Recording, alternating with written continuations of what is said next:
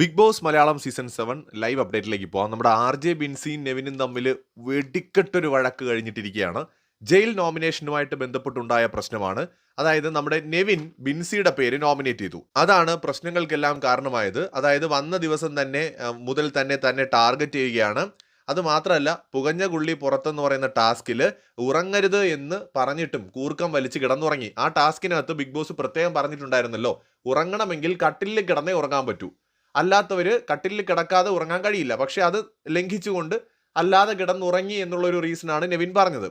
ഇത് ഈ ഒരു ജയിൽ നോമിനേഷൻ കഴിഞ്ഞതിന് ശേഷം ബിൻസി പോയിട്ട് ചോദിക്കുന്നുണ്ട്, നീ നോമിനേറ്റ് ചെയ്യണമെങ്കിൽ വാലിഡ് റീസൺ പറഞ്ഞ് നോമിനേറ്റ് ചെയ്യണം എന്ന് പറഞ്ഞ് ചോദിച്ചു തുടങ്ങിയ ആ ഒരു വിഷയം പിന്നീട് അങ്ങോട്ടും ഇങ്ങോട്ടും വാക്ക് തർക്കത്തിലേക്ക് പോകുന്നു. ബിൻസി അത്യാവശ്യം നല്ല പോലെ തന്നെ റൈസ് ആവുന്നുണ്ട് നെവിൻ്റെ അടുത്ത്. കാരണം ഈ നോമിനേഷനാണ്. അങ്ങനെ അങ്ങോട്ടും ഇങ്ങോട്ടും പറയുന്നു. ഈ വഴക്കിൻ്റെ ഇടയിൽ നെവിൻ എടിയെന്ന് വിളിക്കുമ്പോൾ പോയി നിന്റെ അമ്മയെ വിളിച്ചാൽ മതി, പെങ്ങളെ വിളിച്ചാൽ മതി എന്നൊക്കെ പറയുന്നു. അപ്പം നെവിന് അമ്മ മാത്രമേ ഉള്ളൂ എന്ന് പിന്നീട് കോൺവെർസേഷനിൽ മനസ്സിലായി. അപ്പോൾ അമ്മയെ വിളിച്ചാൽ മതി എന്ന് പറഞ്ഞത് ഒരു വിഷയമായിട്ടുണ്ട് അവിടെ. അതുപോലെ നെവിൻ്റെ പേക്കോലമാണ്, എന്ത് പേക്കോലമാടാന്നൊക്കെ പറഞ്ഞിട്ട് കളിയാക്കുന്നുണ്ട്. നെവിൻ്റെ മാനറിസംസ് ഒക്കെ ബിൻസി കളിയാക്കുന്നുണ്ട്. നെവിനും തിരിച്ച് ബിൻസിയെ പേക്കോലം എന്ന് വിളിച്ചിട്ടുണ്ട്. പക്ഷേ അമ്മയെ പോയി വിളിക്കാനൊന്നും പറഞ്ഞില്ല. പേക്കോലം എന്ന് നെവിനും തിരിച്ച് വിളിക്കുന്നുണ്ട്. എഡി ബോഡി വിളി അവിടെ നടക്കുന്നുണ്ട്. ബിൻസി പറയുന്നുണ്ട് എഡിന്ന് തന്നെ വിളിക്കരുത്. അത് ഇന്നലെയും ബിൻസി അത് ഷാനവാസിന്റെ അടുത്തും പറഞ്ഞു. പക്ഷേ എന്നിട്ട് ബിൻസി തന്നെ എടോ എന്നൊക്കെ വിളിക്കുന്നു, താനെന്ന് വിളിക്കുന്നു. അപ്പോൾ ഷാനവാസ് ഇന്നലെ എന്നിട്ട് തിരിച്ച് ബിൻസിയുടെ അടുത്ത് റൈസ് ആവുന്നൊക്കെ ഉണ്ട്. ഇന്നും അത് തന്നെയാണ്. നെവിൻ എഡി എന്ന് വിളിച്ചപ്പോഴും ബിൻസി ഭയങ്കരമായിട്ട് റൈസായി, ഭയങ്കര വയലൻ്റായി. ഇത്രയും ദിവസം ചിരിച്ച് കളിച്ച് നടന്ന നെവിനും ഇന്ന് ഭയങ്കരമായിട്ട് വയലൻ്റായി. രണ്ടുപേരും വയലൻ്റായി. എനിക്ക് തോന്നി ബിൻസി നെവിനെ അടിക്കാൻ പോവാണ്. അങ്ങനെ കയറിപ്പോയി വിരളിങ്ങനെ ചൂണ്ടിക്കൊണ്ട് മുഖത്തിൻ്റെ അവിടെ വരെ എത്തി. എന്നിട്ട് ബിൻസി പറയുന്നുണ്ട്, പുറത്താണെങ്കിൽ ഞാൻ നിന്നെ അടിക്കുമായിരുന്നു എന്നൊക്കെ പിന്നീട് ബിൻസി പറയുന്നുണ്ട്. ബിൻസി ഒരു നല്ല പ്ലെയർ ആണ്, അത്യാവശ്യം സ്മാർട്ടാണ്, നന്നായിട്ട് സംസാരിക്കാനൊക്കെ അറിയാം.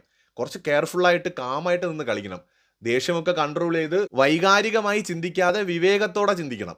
വൈകാരികമായി ചിന്തിച്ചാലുള്ള കുഴപ്പം എന്താണെന്ന് വെച്ചാൽ പെട്ടെന്ന് ചിലപ്പോൾ നെഗറ്റീവായി പോകാനും സാധ്യതയുണ്ട്. വായിൽ നിന്ന് വരുന്ന വാക്കുകൾ കൺട്രോൾ ചെയ്യാൻ പറ്റുമെന്ന് വരില്ല. അപ്പോൾ ആലോചിച്ച് നിന്ന് കളിക്കുകയാണെങ്കിൽ ടോപ്പ് 5 വരെ പോകാനുള്ള കഴിവ് ബിൻസിക്കുണ്ട്. പക്ഷേ എനിക്ക് തോന്നുന്നു ഭയങ്കരമായിട്ട് ബിൻസി വയലൻ്റ് ആവുന്ന സമയത്ത് പെട്ടെന്ന് ട്രിഗർ ആവും ആള്. അപ്പോൾ പിന്നെ ഭയങ്കരമായിട്ട് വായി തോന്നിയതൊക്കെ വിളിച്ചങ്ങ് പറയും. ബിൻസിയുടെ ഭാഗത്തും ചെറിയ ചില ന്യായങ്ങളൊക്കെ ഉണ്ട് വഴക്കിൽ.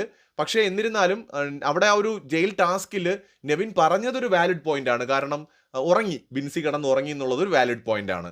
അത് പറഞ്ഞ് നോമിനേറ്റ് ചെയ്യാനുള്ള ഒരു റൈറ്റ് നെവിനുണ്ട്. അത് ക്വസ്റ്റ്യൻ ചെയ്യേണ്ട കാര്യമില്ല. ഇനി അഥവാ അത് ഇഷ്ടപ്പെട്ടില്ലെങ്കിൽ തന്നെ ജസ്റ്റ് പറഞ്ഞങ്ങ് പോവുക. അവിടെ നിന്നിട്ട് പിന്നെ വീട്ടിൽ പോയി വിളിക്കുക, അങ്ങനെ ഇങ്ങനെ വിളിക്കുക. എടിയെന്നൊക്കെ വിളിക്കുന്നത് ഇഷ്ടമല്ലെങ്കിൽ കംപ്ലൈൻറ്റ് ചെയ്യാമല്ലോ. ബിഗ് ബോസിൻ്റെ അടുത്ത് കംപ്ലൈൻറ്റ് ചെയ്യാം, ക്യാപ്റ്റൻ്റെ അടുത്ത് കംപ്ലൈൻറ്റ് ചെയ്യാം.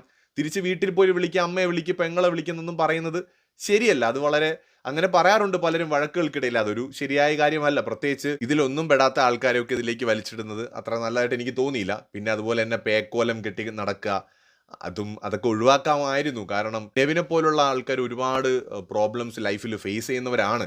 അപ്പോൾ നെവിൻ്റെ ഭാഗത്ത് തെറ്റുണ്ടെങ്കിൽ തെറ്റെന്ന് തന്നെ നമ്മൾ പറയണം, അത് വേറെ കാര്യം. പക്ഷേ എങ്കിലും പരമാവധി ആവശ്യമില്ലാത്ത വാക്കുകളും പദപ്രയോഗങ്ങളും ഒക്കെ ഒഴിവാക്കുന്നതായിരിക്കും നല്ലത്. ഇതിനിടയിൽ നെവിൻ ചില പോയിന്റ്സ് പറയുന്നുണ്ട്. ഞാൻ ഈ ഡ്രസ്സ് ഇട്ട് നടക്കുന്നുണ്ടെങ്കിൽ ഇത് എൻ്റെ കഴിവുകൊണ്ട് ഞാൻ നേടിയെടുത്തതാണ്.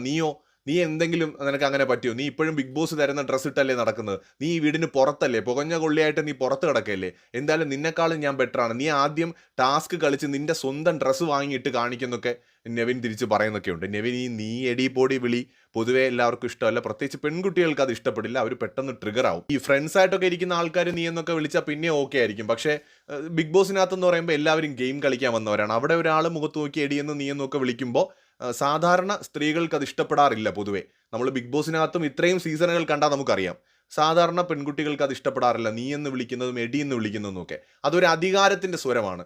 അപ്പോൾ അധികാരത്തോടു കൂടി വിളിക്കാൻ ഒരിക്കലും നെവിന് ഒരു അവകാശവുമില്ല അങ്ങനെ വിളിക്കാൻ. പക്ഷേ അത് അങ്ങനെ ഒരു കംപ്ലൈൻറ്റ് അവിടെ ഉണ്ടെങ്കിൽ ആ സ്പോട്ടിൽ ഇനി മേലാൽ വിളിക്കരുത് എന്ന് പറഞ്ഞിട്ട് അയാൾ അത് ആവർത്തിക്കുകയാണെങ്കിൽ ഉറപ്പായിട്ടും ക്യാപ്റ്റൻ്റെ അടുത്തും ബിഗ് ബോസിൻ്റെ അടുത്തും കംപ്ലൈൻറ്റ് ചെയ്യാം എന്നുള്ള ഒരു ഓപ്ഷൻ അവിടെ ഉണ്ട്. തിരിച്ച് അതിനേക്കാൾ മോശമായിട്ട് ബിൻസി അങ്ങോട്ട് എന്തെങ്കിലും പറഞ്ഞു കഴിഞ്ഞാൽ അപ്പോൾ പിന്നെ ബിൻസി എങ്ങനെ ആൾക്കാർ സപ്പോർട്ട് ചെയ്യും? അങ്ങനെ ഒരു പ്രശ്നം വരും. അത് ബിൻസി ആയാലും എക്സ് ഓർ വൈ ആരാണെങ്കിലും. ഇപ്പോൾ നെവിൻ്റെ ഭാഗത്തു നിന്നൊരു തെറ്റ് വന്നു കഴിഞ്ഞാൽ അത് ചൂണ്ടിക്കാണിക്കുകയും നമ്മളത് കംപ്ലൈൻറ്റ് റൈസ് ചെയ്യുകയും ചെയ്യണം. പകരം അതിനേക്കാൾ വലിയ തെറ്റ് നമ്മൾ ചെയ്താലോ, നീ എന്ന് വിളിക്കുമ്പോൾ നീ പോയി നിൻ്റെ അമ്മയെ വിളിയടാ എന്ന് പറഞ്ഞു കഴിഞ്ഞാൽ മാറി. നീ എന്ന് വിളിച്ചതിനേക്കാൾ കുറച്ചും കൂടെ ഗ്രാവിറ്റി ഉള്ള ഒരു തെറ്റാണ് അവിടെ ബിൻസിയുടെ ഭാഗത്തു നിന്ന് വന്നിരിക്കുന്നത്. വെറുതെ അമ്മയ്ക്ക് വിളിച്ചു. അപ്പോൾ ഇത് അവിടെ പിന്നെ ബിൻസി എങ്ങനെ സപ്പോർട്ട് ചെയ്യാൻ പറ്റും? അതാണ് ഇവിടെ സംഭവിച്ചിരിക്കുന്നത്. പിന്നെ ഈ ഒരു ഇഷ്യൂ തുടങ്ങിയത് ബിൻസി ആണ് എന്നുള്ളൊരു പ്രശ്നം കൂടിയുണ്ട്. ഷാനവാസിൻ്റെ അടുത്തും പോയിട്ട് ജയിൽ നോമിനേഷനെ കുറിച്ച് വീണ്ടും വെറുതെ പോയി ചൊറിഞ്ഞ് സംസാരിക്കുന്നു. അതുപോലെ നെവിൻ്റെ അടുത്തും പോയി ഈ ടോപ്പിക്ക് തുടങ്ങിയത് ബിൻസിയാണ്, പക്ഷെ ലാസ്റ്റ് കൂടുതൽ ട്രിഗർ ആയതും ബിൻസിയാണ്. ഇത് പറയുമ്പോൾ തന്നെ ഇത്രയും ദിവസം ചിരിച്ചു കളിച്ച് മാത്രം നടന്നിട്ടുള്ള നെവിൻ്റെ ഒരു വയലന്റ് ഫേസ് അവിടെ കൊണ്ടുവരുന്നതിൽ ഈ ഒരു വഴക്ക് കാരണമായിട്ടുണ്ട്. ആ നിലയ്ക്ക് വേണമെങ്കിൽ ബിൻസിക്ക് അതൊരു നേട്ടമായിട്ട് കാണിക്കാനും കഴിയും. എന്തായാലും ലൈവ് കണ്ട പ്രേക്ഷകർ നിങ്ങളുടെ അഭിപ്രായം കമന്റ് ചെയ്യൂ.